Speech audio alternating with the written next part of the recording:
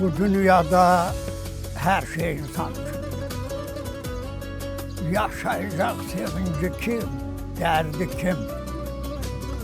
Aman feleği tutacak seninle, kürek edip oynayarsa nerede kim?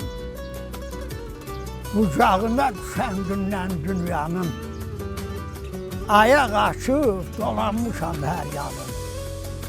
Komşu, yoldaş olmayınca insanın, tanımazsan namerdi kim, merdi kim?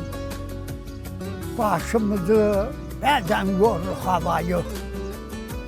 Ömrümüzün hem kışı var hem yayı. Bu dünyada yaradandan savayı, salaklar ne olacak bildi kim? Hakikati eksiktir yalanlar. Üze çıksın bu gizlinde kalanlar. Düz danışsın, düz yazılsın olanlar. Sahtalığa yol vermezsin, gördü kim? Sönmezdir, sevdim ana dilimi. Kalemimden ayırmadım elimi.